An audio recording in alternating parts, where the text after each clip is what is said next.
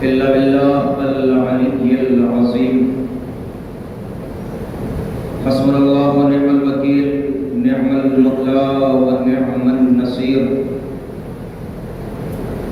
أعوذ بالله من الشيطان اللعين الرجيم. بسم الله الرحمن الرحيم.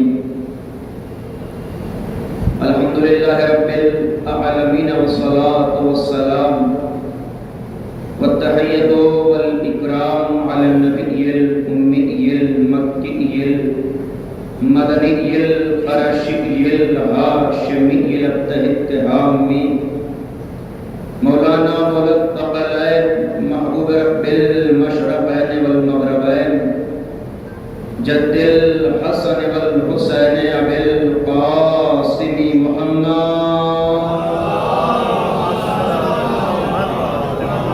وعلى أهل بيته الطيبين الطاهرين المعصومين المظلومين المنتخبين المنتجبين الغر الميامين، لا سيما بقية الله في الأراضين، روحي وأرواح الأعلمين له الفداء، واللعنة الدائمة الباقية على أعدائهم من يوم عداوتهم إلى قيام يوم الدين. اللهم لعن كل ظالم ظلم حق محمد وآل محمد وآخر تابعين له على ذلك مباد. وقد قال الله تبارك وتعالى في محكم كتابه المجيد وفرقانه الحميد وهو أصدق القائلين وقوله الحق. بسم الله الرحمن الرحيم. ولقد كرمنا بني آدم وحملناهم في البر والبحر ورزقناهم من الطيبات وفضلناهم على كثير ممن خلقنا تفضيلا. صلوات اول گزارش ہے ایک مرتبہ سورہ الحمد اور 3 مرتبہ سورہ مبارکہ اخلاص کی تلاوت فرما کر کے مولانا مغفور جناب سید ذوالفقار حسین بن سید امتیاز حسین مرحوم کی روح صاحب.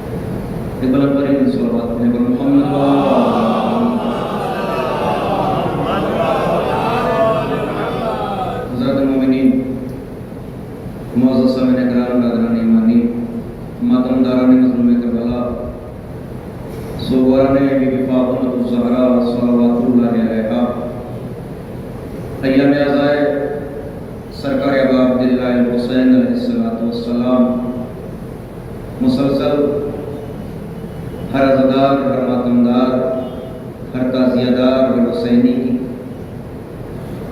فرش عزائے حسین پر شرکت در حقیقت ہر دور کی یزیدیت کے خلاف ایک آواز احتجاج ہے.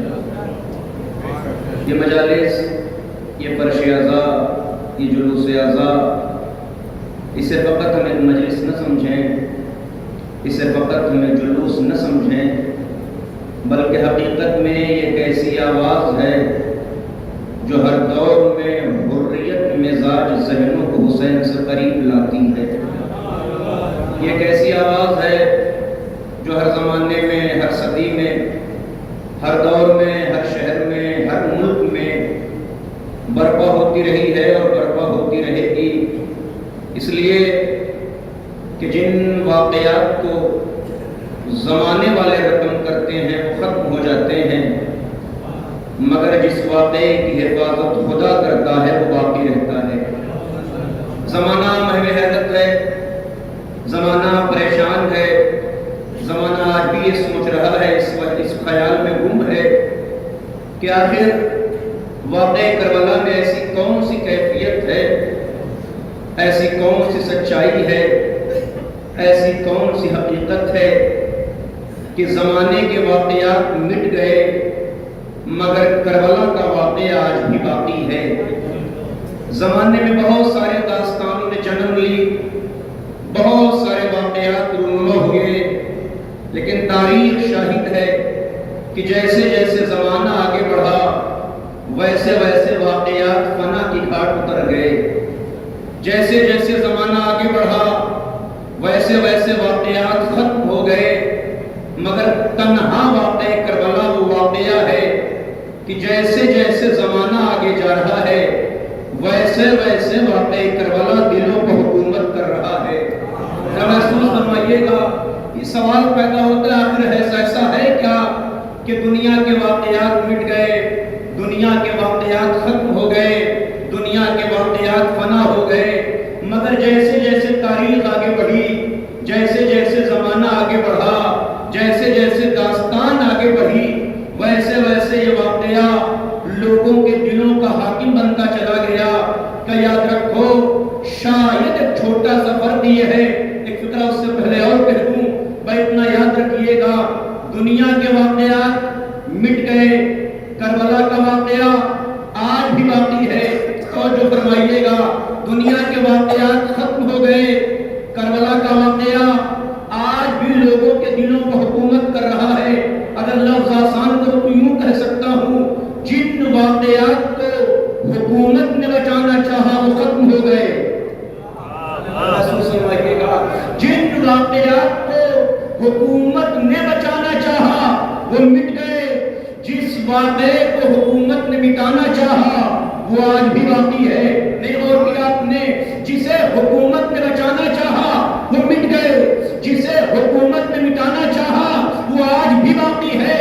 اس بات کا بیان ثبوت بن گیا کہ حکومتیں واقعے کو نہیں بچاتی بلکہ خدا جس کی حفاظت کرے وہی واقعات باقی رہتے ہیں۔ دنیا کے واقعات مٹ گئے، کربلا کا واقعہ آج بھی باقی ہے۔ جناب وجہ کیا ہے کہ یاد رکھیے، دنیا کے واقعات کو لکھنے کے لیے قلم کا استعمال ہوا، کربلا کے واقعے کو لکھنے کے لیے حسین نے خون کا استعمال کیا۔ اگلا فقرہ اگر دلوں میں اترے تو تھوڑا سا میرا ساتھ دیجئے گا۔ کیا کہ دنیا کے واقعات قلم سے لکھے گئے، حسین نے کربلا کا واقعہ خون سے تحریر فرمایا، دنیا کے واقعات کاغذ پہ لکھے گئے۔ محسوس فرمائیے گا، دنیا کے واقعات کاغذ پہ لکھے گئے، کربلا کے واقعے کو امام نے دلوں پر تحریر کیا۔ میں نہیں کہتا بلکہ آپ کا چھٹا مولا فرماتا ہے کہ اللہ جس سے محبت کرتا ہے، اللہ جس سے خیر کا ارادہ کرتا ہے، اللہ جس سے نیکی کا ارادہ کرتا ہے تو کرتا کیا ہے کہ اس کے دل میں حسین کی محبت ڈال دیتا ہے۔ اس کا مطلب یہ ہے دنیا کے واقعات کاغذ پر تحریر ہوئے، کربلا کا واقعہ دل پر تحریر ہوا۔ کاغذ ختم ہو سکتے ہیں مگر جب تک زندہ ضمیری رہے گی کربلا کا تذکرہ باقی رہے گا۔ جب تک زندہ ضمیری رہے گی کربلا کا واقعہ باقی رہے گا۔ ایک جملہ اور آگے بڑھ جاؤ، بھائی اتنا یاد رکھیے گا، کربلا کے دنیا کے واقعات میں فکر غیر معصوم ہے۔ توجہ فرمائیے گا، دنیا کے واقعات فکر غیر معصوم کا نتیجہ ہے۔ کربلا ایک معصوم کی تیار کی ہوئی عمارت ہے۔ یہ تصور ہی کبھی نہ ہو، یہ خیال ہی کبھی نہ ہو کہ کربلا ایک اتفاق ہے، کربلا بواقع ہو گئی، یزید نے بیعت کا مطالبہ کیا، امام کربلا چلے گئے، بچوں کی شہادت ہو گئی، حسین ابن علی شہید ہو گئے، خانوادے کو اسیر کر لیا گیا اور واقع کربلا تیار ہو گیا۔ نہیں، کربلا اتفاق نہیں ہے، پھر کربلا قدرت کا اہتمام ہے۔ توجہ، کربلا قدرت قدرت کا اہتمام ہے. اس کا کیا مطلب کہ یاد رکھیے انبیاء سے لے کر اولیاء تک شہادت حسینی سے پہلے جتنے نبی گئے سب نے یاد کیا. اس کا مطلب یہ ہے کربلا اتفاق نہیں، بلکہ جیسے جیسے زمانہ آگے بڑھا ویسے ویسے کربلا کی آبادی ہو گئی. تو سوال پیدا ہوتا ہے کہ نہیں، کیا امام حسین کو نہیں پتا تھا کربلا جائیں گے مارے جائیں گے؟ ایک فکرہ مجھے پہنچانا ہے، کاش پہنچا لے جاؤں. کیا امام کو نہیں پتا تھا کربلا جائیں گے شہید ہو جائیں گے؟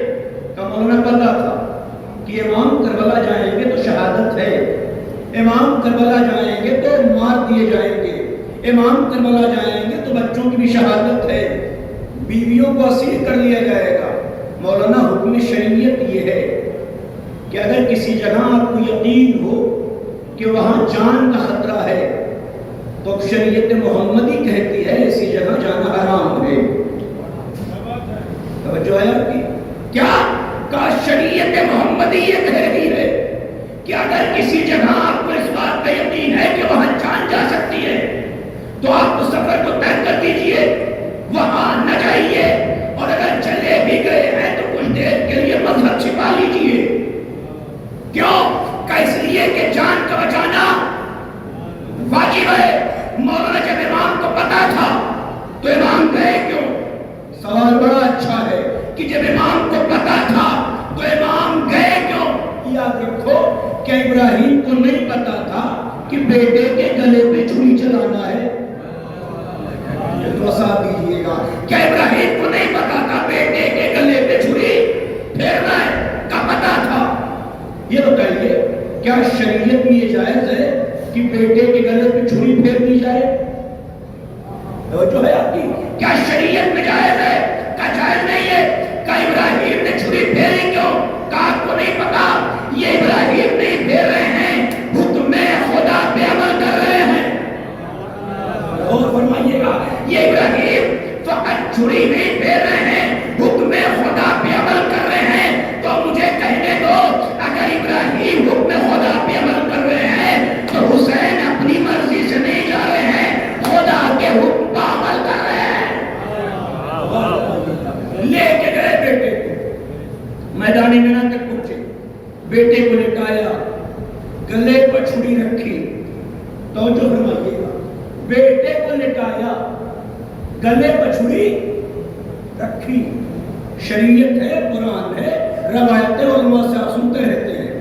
کیا کہتی روایت؟ کیا کہتا ہے قرآن؟ کہ بیٹے کے گلے پہ ابراہیم نے چھری رکھی. کیفیت کیا ہے؟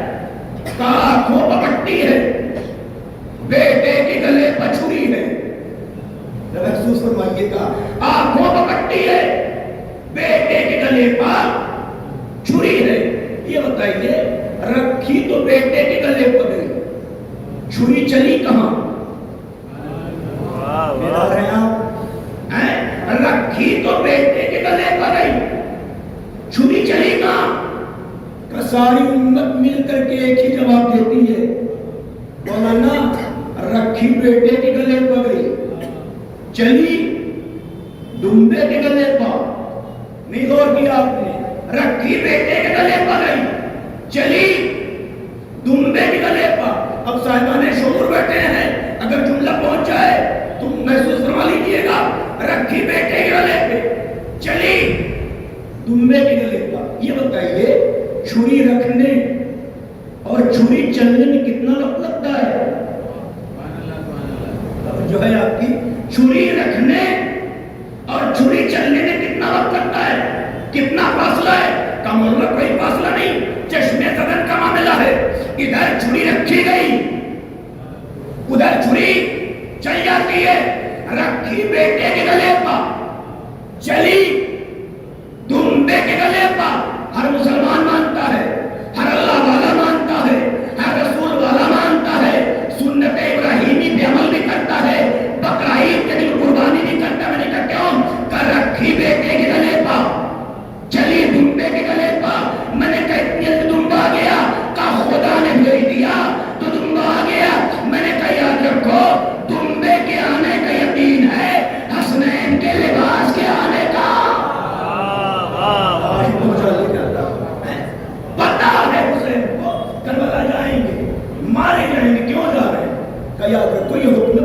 پروردگار ہے، اپنی مرضی سے نہیں جا رہے ہیں، اس لیے کہ یہاں معاملہ ہی وہی ہے، ان کی مرضی ان کی نہیں ہے، رضایت پروردگار ہے، ان کا عمل ان کا نہیں ہے، عمل خداوند عالم ہے، ان کا قول ان کا نہیں ہے، خداوند عالم کا ہے، ان کی خاموشی ان کی نہیں ہے، خداوند عالم کی ہے۔ تو یہاں سارا معاملہ منحصر ہے رضایت خدا پر۔ تو حسین اپنی مرضی سے نہیں جا رہے ہیں، کاش میں دلوں میں اتار لے جاؤں، حسین اپنی مرضی سے نہیں جا رہے ہیں، رضایت پروردگار ہے۔ اسی لیے جب صبح عاشور برایا، آنکھوں پر ایک ندامت کی پٹی ہے، خود کو قدموں پر گرا رہا ہے، مولا معاف کر دیجیے، پلٹ کر کے امام نے کیا کہا تھا؟ توجہ، پلٹ کر کے امام نے کیا کہا تھا؟ جا، میں نے بھی معاف کیا، میرے یہ تھوڑا ساتھ دیجئے، میں نے بھی معاف کیا، میرے خدا نے بھی معاف کیا۔ کس زمانے میں مور آپ جی رہے ہیں؟ اتنے صاحبان شعور بیٹھے ہیں، اتنے افراد بیٹھے ہیں، یہ بتائیے زمانہ کون سا ہے؟ باپ بیٹے کی گارنٹی لے سکتا ہے؟ کاش قریب آ جاتے ہیں آپ۔ باپ بیٹے کی گارنٹی لے سکتا ہے کہ میں نے معاف کیا، میرے بیٹے نے معاف کر دیا؟ بیٹا باپ کی گارنٹی لے سکتا ہے؟ چچا بھتیجے کی گارنٹی لے سکتا ہے؟ بھائی بھائی کی گارنٹی لے سکتا ہے؟ نہیں، مولانا زمانہ ایسا ہے، بھائی بھائی کی گارنٹی نہیں لے سکتا، باپ بیٹے کی نہیں لے سکتا، بیٹا باپ کی نہیں لے سکتا۔ حسین ابن علی کیا کہہ رہے ہیں؟ جا، میں نے بھی معاف کیا، جا، میں نے بھی معاف کیا، میرے خدا نے بھی معاف کیا۔ مولا آپ کا معاف کرنا تو سمجھ میں آتا ہے، مگر آپ یہ کیسے کہہ رہے ہیں کہ خدا نے بھی معاف کر دیا؟ کہ دیکھو پہلا قانون تو یہ ہے کہ گناہ دو قسم کے ہیں، ایک گناہ کرا بیٹا ڈائریکٹ خدا سے، مثلا نماز، مثلا روزہ، یہ ہمارا اور خدا کا معاملہ ہے، اس میں بیچ میں بندے ہے کہ نہیں ہے؟ نہیں ہے، سب کہہ رہے ہیں نماز ہمارے خدا کا معاملہ ہے، پڑھیں گے تو ثواب وہ دے گا، نہیں پڑھیں گے تو عذاب اس کا معاملہ ہے، وہ چاہے تو عذاب کرے چاہے تو معاف کرے، کسی کو توڑنے کی گنجائش نہیں ہے۔ لیکن ایک معاملہ وہ ہے کہ جہاں درمیان سے بندہ بھی ہوتا ہے پھر معاملہ خدا تک پہنچتا ہے، مثلا جھوٹ، غیبت، چوری، غاصب، یہ سارے گناہ وہ ہیں جس میں ڈائریکٹ معاملہ خدا تک نہیں پہنچتا۔ پہلے معاملہ بندے کا ہے، پھر معاملہ خدا کا ہے۔ اسی لیے قانون غیبت یہی ہے کہ جب کسی کی غیبت ہو جائے تو خدا سے بعد میں معافی مانگو، توجہ فرمائیے گا، خدا سے بعد میں معافی مانگو، جس کی غیبت کی ہے اس سے پہلے مانگو۔ کیوں؟ کہ جب تک یہ معاف نہیں کرے گا، توجہ فرمائیے گا، جب تک یہ معاف نہیں کرے گا اس وقت خدا معاف نہیں کرے گا۔ تو ہر کس کا مجرم ہے؟ پہلے مرحلے میں مجرم ہے حسین کا، توجہ فرمائیے گا، پھر مجرم ہے خدا کا۔ حسین کہہ کے بتانا چاہ رہے ہیں جب تک جس کا مجرم ہے وہ معاف نہ کرے تب تک خدا معاف نہیں کرتا، فرمائیے گا، تب تک خدا معاف نہیں کرتا۔ مولا یہ کیسے کرے خدا نے معاف کیا؟ کہ رکو، حسر عاشور آنے دو، مقتل میں جانے دو، آیت نازل ہونے دو، راضیتم مرضیہ کا سرٹیفکیٹ ملے گا، تب سمجھ میں آ جائے گا کہ خدا کے بارے میں وعدہ وہی کر سکتا ہے کہ جس کے پاس راضیتم مرضیہ کی سند ہو، جس کے پاس راضیتم مرضیہ کی سند ہو۔ تو حسین ابن علی کا عمل وہ ہے کہ جہاں مرضی خدا ہے۔ اسی لیے کربلا میں روضہ زینبیہ کے نام سے یہ جگہ ہے، فقط ایک فقرہ جناب زینب کے حوالے سے پڑھ کر کے میں اپنی منزل تک آنا چاہ رہا ہوں اور وہیں سے بات آگے بڑھ جائے گی، توجہ فرمائیے گا۔ کیا اسی لیے جب یہ کاروان عصر عاشور تک شہادت حسینی پر منزل کمال عسر عاشور کے بعد اس ذمہ داری کو ایک خاتون نے سنبھالا. لیکن بیوی کے روزے میں بیٹھے ہیں, اگر فضیلت کے جملہ پہنچ جائے تو میرے والدین کے حق میں دعا فرما دیجیے گا. کیا جہاں سے بھیا کی شہادت ہے وہیں سے زینب کی ذمہ داری کا آغاز ہے. اور جب اس کاروان کو لے کر کے بیوی دربار یزید تک گئی تو دربار یزید میں جا کر کے شہزادی کا یہ خطاب ہے, یا یزید کد کئی تک وساسایت ناصب جہدک فواللہ لا تمہو ذکرنا ولا تمیتو وحینا. اے یزید جتنی کوششیں کرنا ہو کر لے, جتنے ہیلے کرنا ہو کر لے, جو مکر و فریب کرنا ہو کر لے, فواللہ قسم خدا کی. قسم کون کھا رہا ہے؟ ہمارے جیسا انسان نہیں کہ جس کی باتیں بے اعتبار ہوں. ہمارے جیسا نہیں کہ جس کی باتیں بے اعتبار ہوں. یہاں قسم بھی کھا رہی ہیں. قسم خدا کی لا تمہو ذکرنا, تو ہمارا ذکر نہیں مٹا سکتا. توجہ فرمائیے گا, تو ہمارا ذکر نہیں مٹا سکتا. کون کہہ رہا ہے؟ جناب زینب. کہاں کہہ رہی ہیں؟ یزید کے دربار میں. کس عالم میں کہہ رہی ہیں؟ ہاتھ پسے گردن بدے ہوئے ہیں. یزید تخت نشین ہے. قسم خدا کی جب کیفیت پہنچے گی تب شہزادی کا دعویٰ سمجھ میں آئے گا. کیفیت کیا ہے؟ کہ ہاتھ پسے گردن بدے ہیں. یزید تخت خلافت پا بیٹھا ہوا ہے. سامنے جو ہے سب یزید کا ہے. ایک زینب, چند اسیر بیویاں, ساتھ میں ایک سجاد. زینب کہہ کیا رہی ہے؟ قسم خدا کی تو ہمارا ذکر نہیں مٹا سکتا. نہیں غور کیا شاید آپ نے؟ قسم خدا کی تو ہمارا ذکر نہیں مٹا سکتا. یہ کون کہہ رہا ہے؟ جناب زینب. کہاں کہہ رہی ہیں؟ یزید کے دربار میں. سامنے کون ہے؟ یزید تخت پر بیٹھا ہے. دعویٰ زینب کا یزید کی حکومت میں, یزید تخت کا, ساری رعایت یزید کی, فوج یزید کی, لشکر یزید کا, درباری یزید کے, بکے ہوئے غلام. توجہ فرمائیے, یزید کے کرسی نشین افراد یزید کے, سب کچھ یزید کا تھا. دعویٰ کیا تھا؟ ہمارا ذکر نہیں مٹے گا. ابھی نہیں پہنچے آپ. ہمارا ذکر نہیں مٹے گا. تیری اوقات نہیں ہے, تجھ میں ہمت نہیں ہے کہ تو ہمارا ذکر مٹا سکے. اے شہزادی, ہاتھوں کو جوڑ کے اس طالب علم کا ایک چھوٹا سا سوال ہے. قسم خدا کہ اگر فطرہ پہنچ گیا تو امید ہے آپ محسوس ہوں گے. اے بی بی, ہاتھوں کو جوڑ کے ایک سوال ہے. جب سب کچھ مٹ چکا ہے تو بھروسہ کس چیز پر ہے؟ توجہ. جب سب کچھ مٹ چکا ہے تو بھروسہ کس چیز پر ہے؟ کہ تمہیں نہیں پتا سب کچھ یزید کے ساتھ ہے, خدا ہمارے ساتھ ہے. اور فرمائیے, سب کچھ یزید کے ساتھ, خدا ہمارے ساتھ. اے بی بی, یقین کس چیز پر ہے؟ اے بی بی, اعتماد کس چیز پر ہے؟ اے بی بی, بھروسہ کس چیز پر ہے؟ کہ یاد رکھو, اگر دعویٰ یہاں سے ہوا ہے تو دلیل بھی اسی گھر سے لے کے جانا. کاش پہنچا لے جاؤں. دعویٰ اگر یہاں سے ہوا ہے تو دلیل اسی گھر سے لے کے جانا.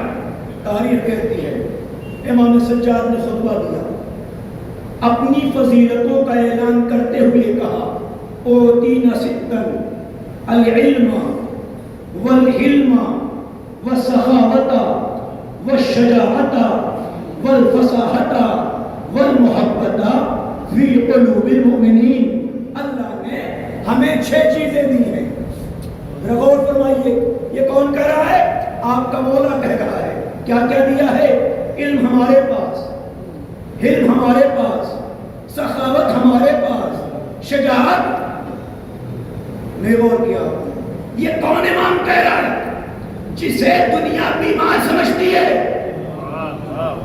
غور فرمائیے گا، یہ کون امام کہہ رہا ہے جسے دنیا بیمار سمجھتی ہے؟ وہ دربار میں کھڑا ہو کے کہہ رہا ہے شجاعت ہمارے پاس۔ امام بتانا چاہ رہے تھے یہ مرضی خدا تھی، ورنہ لشکروں بغازی کے ہادی نہ۔ کیا شجاعت ہمارے پاس، سخاوت ہمارے پاس، فصاحت ہمارے پاس۔ چھٹی چیز کیا ہے؟ قول محبت فی قلوب المؤمنین، اللہ نے ہماری محبت کو لوگوں کے دلوں میں رکھا ہے۔ آگے اپنے اپنی منزل تک اللہ نے ہماری محبت کو لوگوں کے دلوں میں رکھا ہے۔ شہزادی زینب نے کیا کہا تھا؟ ذکر نہیں مٹے گا۔ امام سجاد نے کیا کہا؟ ہماری محبت لوگوں کے دلوں میں ہے۔ امام بتانا چاہ رہے ہیں یاد رکھو جب تک کائنات میں زندہ ضمیری ہے کائنات میں ہمارا تذکرہ ہوتا ہے۔ غور فرمائیے، جب تک کائنات میں زندہ ضمیری ہے تب تک کائنات میں ہمارا تذکرہ ہوتا رہے گا۔ اس لیے اگر آپ غور کریں تو طول تاریخ کا مطالعہ کریں، ائمہ کی زندگی پڑھیں، معصومین کی سیرت طیبہ پڑھیں، تو آپ کو یہ احساس ہوگا کہ آل محمد نے کسی کو بھی تلوار کے ذریعے اپنا نہیں بنایا۔ توجہ، آل محمد نے کسی کو بھی تلوار کے ذریعے اپنا نہیں بنایا، کردار کے ذریعے اپنا بنایا ہے۔ اس لیے کہ تلوار کی حکومت چند دنوں تک ہوتی ہے، کردار کی حکومت تب تک رہتی ہے جب تک زمانہ باقی رہ جائے۔ غور فرمائیے، اس علیہ السلام میں سے فکر کہہ دوں، یہ بتائیے آج تک کس کے انتقال کے بعد رخساروں کی تعریف ہوئی؟ آج تک کس کے انتقال کے بعد زلفوں کی تعریف ہوئی؟ آج تک کس کے انتقال کے بعد آنکھوں کی تعریف ہوئی؟ کہ نہیں مولانا، انتقال کے بعد رخسار کی تعریف ہوتی ہے، نہ زلفوں کی تعریف ہوتی ہے، نہ آنکھوں کی تعریف ہوتی ہے۔ پھر یاد کیا جاتا ہے کتنا نیک تھا، کتنا سچا تھا، کتنا مومن تھا، کتنا یتیم پرور تھا، کتنا غریبوں کا خیال رکھتا تھا۔ اس کا مطلب یہ ہے موت کے بعد چہرہ پہچان نہیں بنتا، کردار پہچان بنا کرتا ہے۔ کردار پہچان بنتا ہے۔ تو آل محمد کی زندگی کا خاصہ یہ ہے، کیا انہوں نے سروں پر حکومت نہیں کی، دلوں کے حاکم بنے ہیں۔ اس لیے آپ غور کیجئے، واقعہ آپ سب کا سنا ہے، اگر نتیجہ پہنچ جائے، پیغمبر ایک راستے سے روز گزرتے ہیں، سنا ہے نا؟ اسی راستے سے پیغمبر کہ روز آمد و رفت ہے۔ ضعیفہ کا کردار کیا ہے؟ ضعیفہ کا اخلاق کیا ہے؟ ضعیفہ کی طرز زندگی کیا ہے؟ کہ روز رسول پر کوڑا پھینک دے، یہی تو ہے نا؟ روز رسول پر غلاظتیں پھینکتی ہے۔ یا رسول اللہ بدل دیجئے راستہ، غور فرمائیے، یا رسول اللہ بدل دیجئے راستہ۔ آج اپنے صحیح پیغمبر کی آواز آئے، یاد رکھو ہم راستے بدلنے نہیں آئے ہیں، ہم دلوں کو بدلنے آئے ہیں۔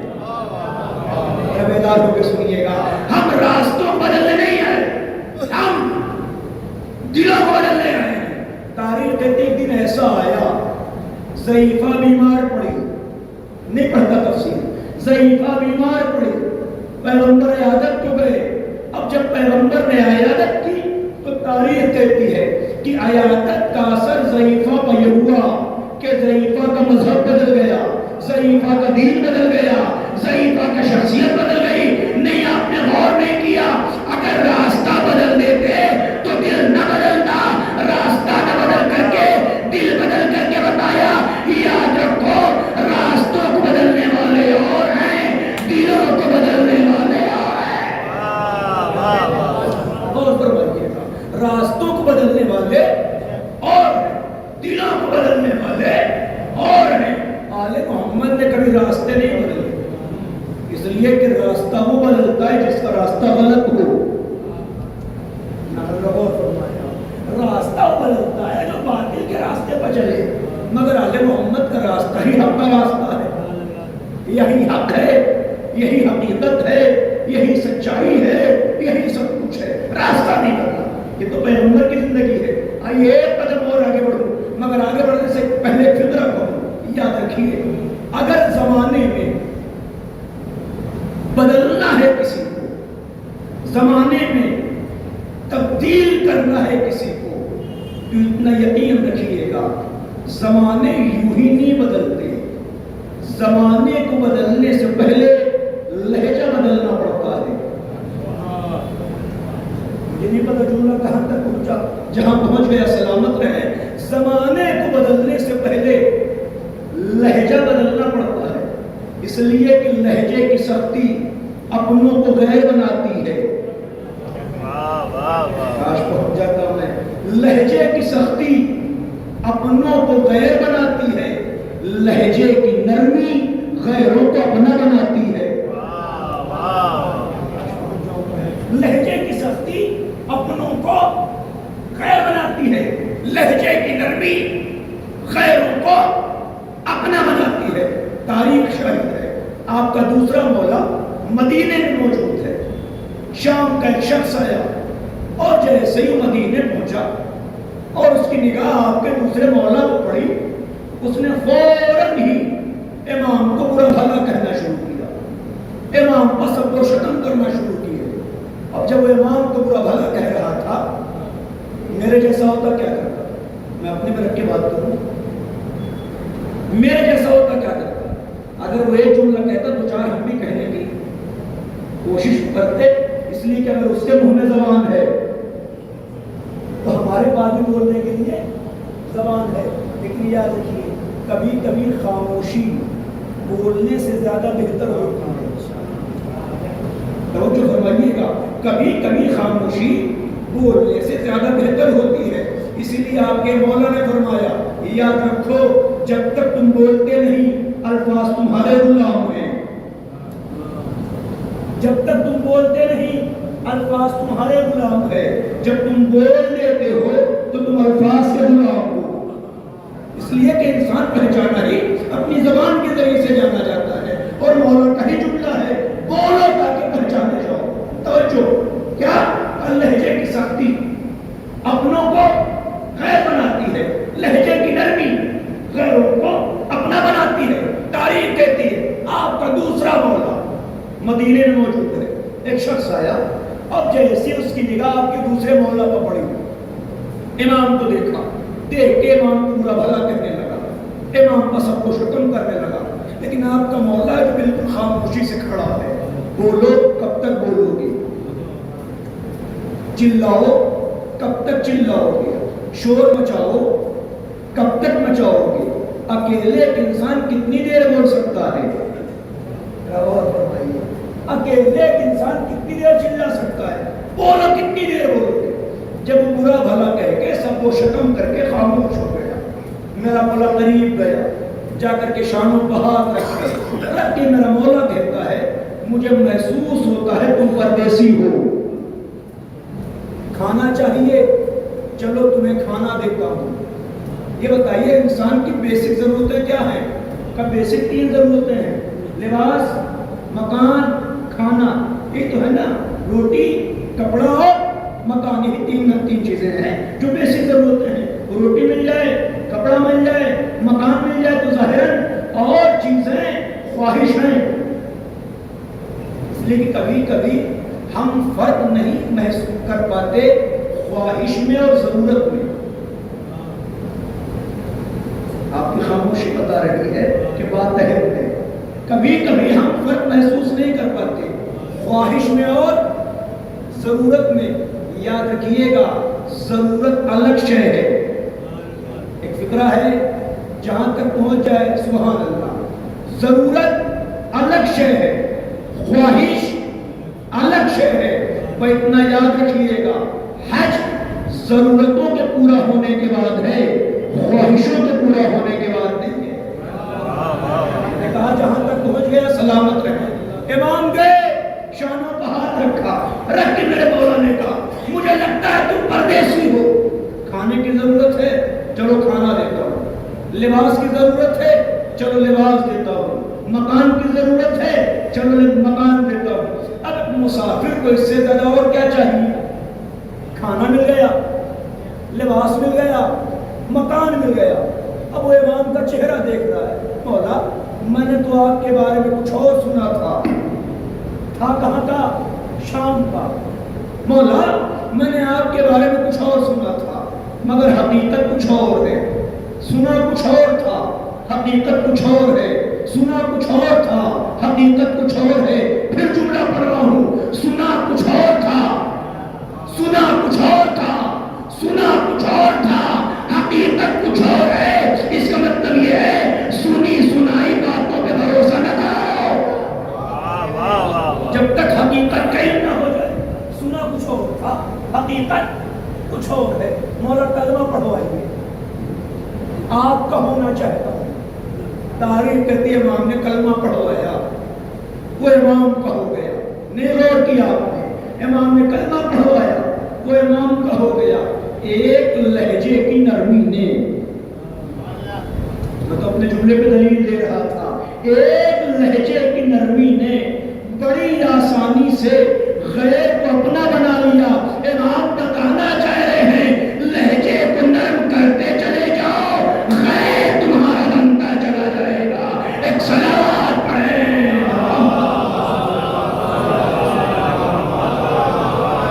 تو آل محمد کی زندگی کا خاصہ یہ ہے کہ انہوں نے جسے بھی بنایا تلوار کے ذریعے نہیں بنایا، دولت کے ذریعے نہیں بنایا، حکومت کے ذریعے نہیں بنایا، بلکہ ان کی بلندی کردار کا یہ اثر تھا کہ جو بھی ان کے دروازے پر آیا وہ ان کا ہو گیا۔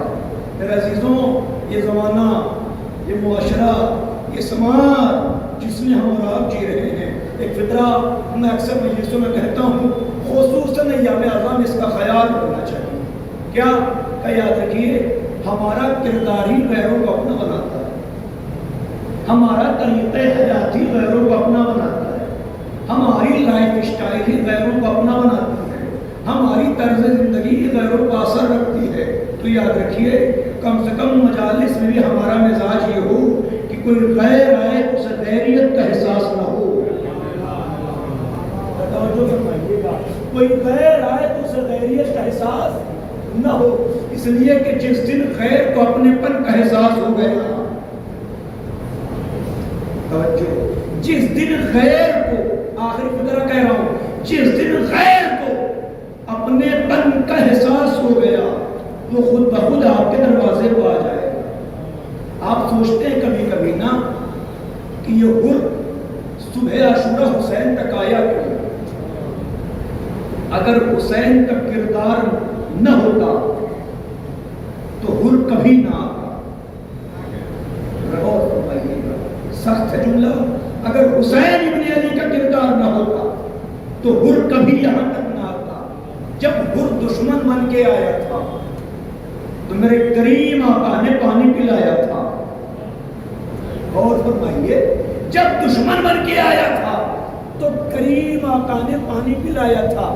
عجب نہ سہی شب عاشور تصور میں آیا ہو کہ دشمن پر اتنا کرم ہے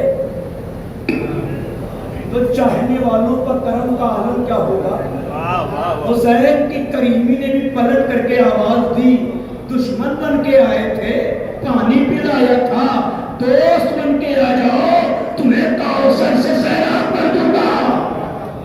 عزیزوں، یہ خشیت ہے، یہ ایام جس میں مسلسل آپ تذکرے سن رہے ہیں، آل محمد کا تذکرہ، آل محمد کے غلاموں کا تذکرہ، لیکن یاد رکھیے یہ ایام جس میں آل محمد سے لے کے غلاموں کے تذکرے سنائے جا رہے ہیں، یہ اس لیے سنائے جا رہے ہیں تاکہ دنیا یہ محسوس کرے کہ اگر کردار پیش کیا جائے تو غیر بھی اپنا بن جاتا ہے۔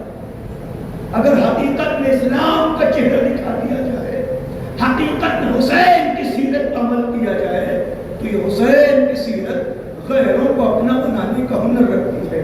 یہ یادازہ جس کی آج ظاہر 24 سفر ہو گئی، اور جلدی جلدی ایام گزر جاتے ہیں، ہم محسوس نہیں کر پاتے۔ غور کرنے کی ضرورت ہے، فکر کرنے کی ضرورت ہے۔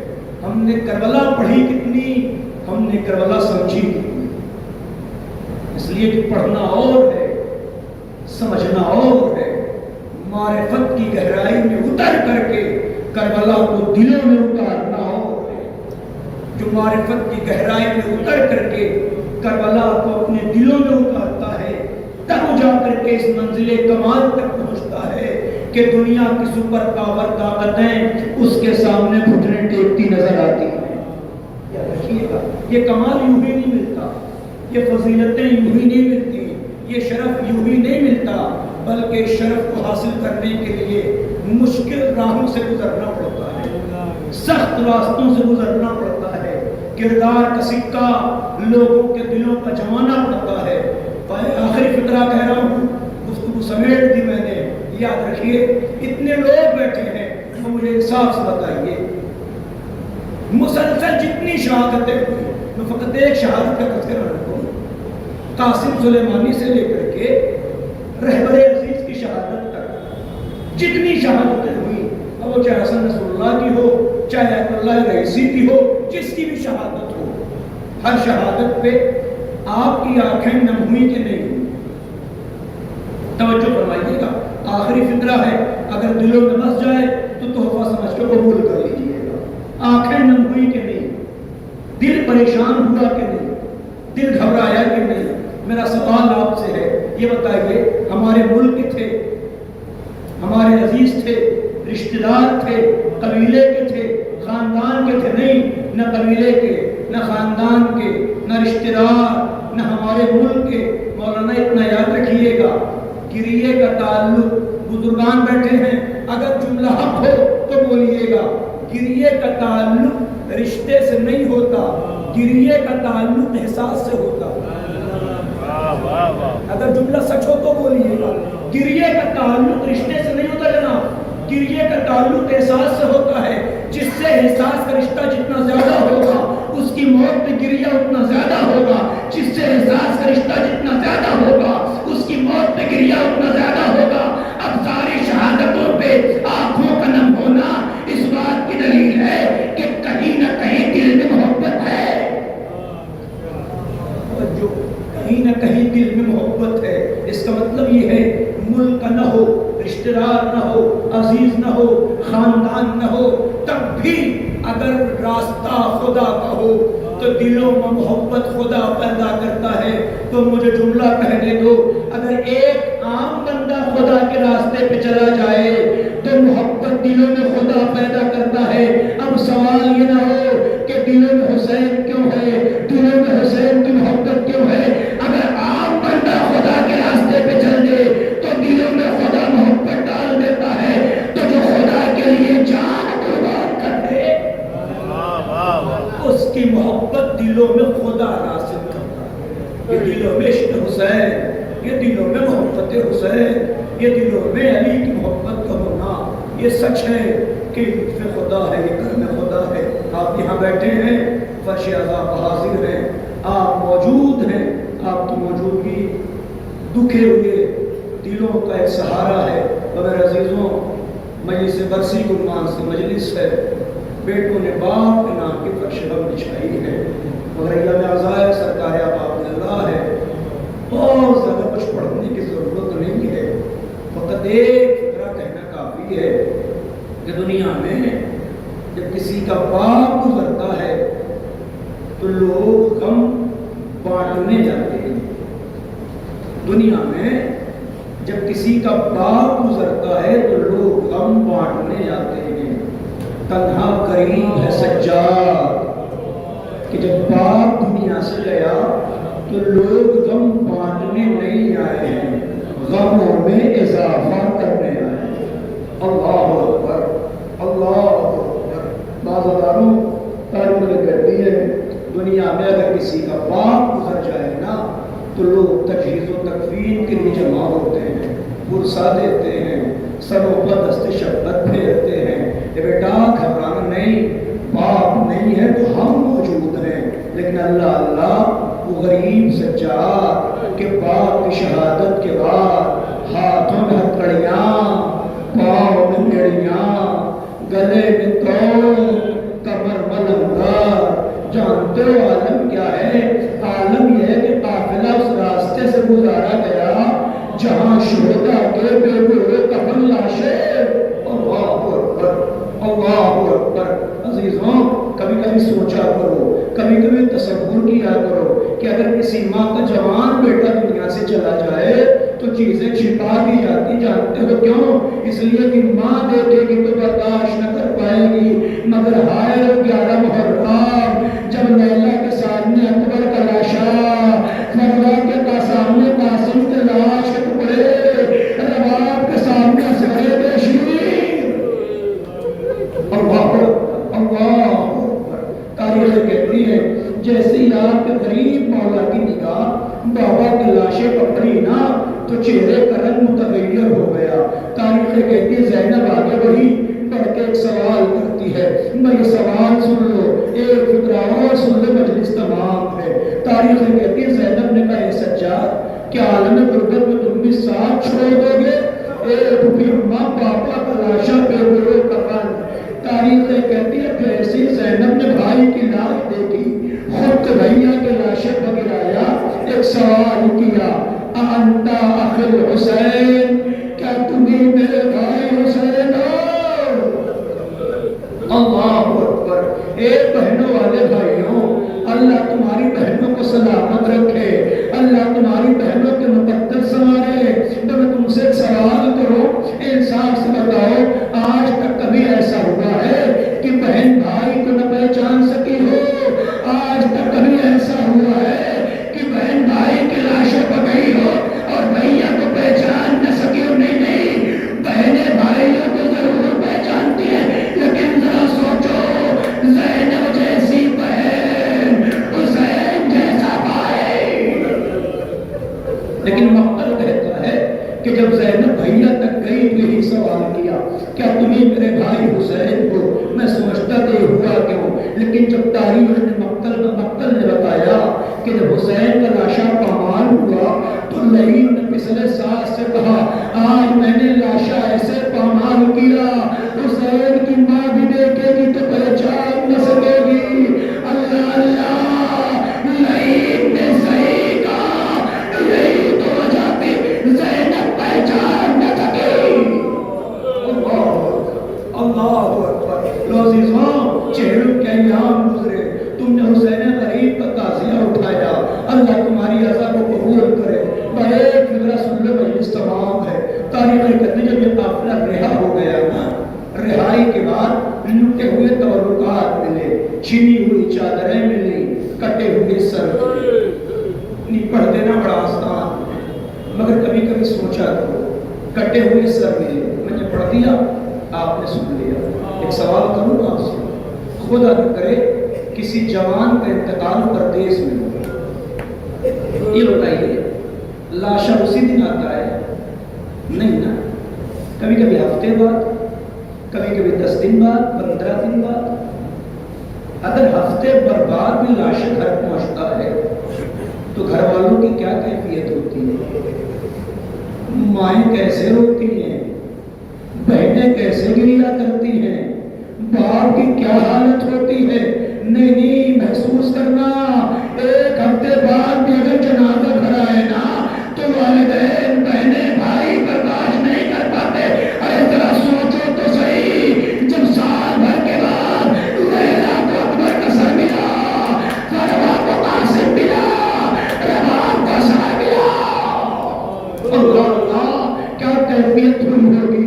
لو بیویاں رو چکی، قافلہ شام سے نکلنے لگا. اب ایسے دروازے زندان کو پہنچانا، زینب نے محمل کا پردہ اٹھایا. اے شام کی عورتوں خدا حافظ، ارے جب ہم آئے تھے نا بھائی کی امانت لائے تھے، جا رہے ہیں بھائی کی امانت زندان میں. ارے اگر ہو سکے تو زندان میں دیا جلا دینا. اللہ لو قافلہ شام سے نکلا، قافلہ کربلا پہنچا. زینب نے خود کے بھیا کے لحد پر گرا کے فکرہ کہا اے بھیا معاف کرنا، زینب گئی تھی تو امانت لے کے گئی تھی، آئی ہے تو سکینہ ساتھ نہیں ہے. مگر اے بھائی فکرہ اور کہوں، جب زینب گئی تھی تو تجھے پہچان نہ سکی تھی. آج اگر تم ہوتے تو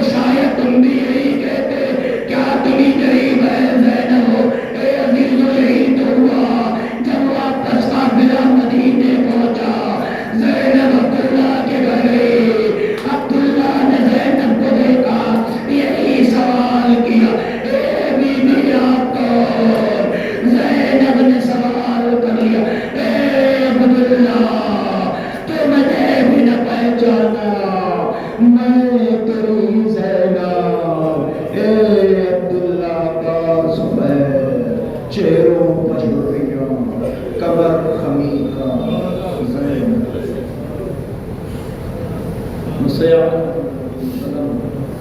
ایام العالمین علیکم انا للہ و انا الیہ راجعون رب قضائه وتصویر الہ وزارہ وابیہا والہا ونیہا وصبر المستودع فیہا بعدد ما آتا بالمفرد واسطہ محمد وآل محمد کے صدا و قبول فرما، جان محمد وآل محمد کے جانے والوں کی جان مال عزت آبرو کی حفاظت فرما، جو پریشان حال پریشانیوں کو دور فرما، حاضرین کی نیک جائزائشوں کو پورا فرما، ہم سب کے توفیقات میں اضافہ فرما، مرحوم کی مغفرت کے ساتھ جوار معصومی میں جگہ عطا فرما، اے میرا اللہ امام زمانہ کے ظہور میں تعجیل فرما، ہم سب کو حضرت کے اور انصار میں شمار فرما۔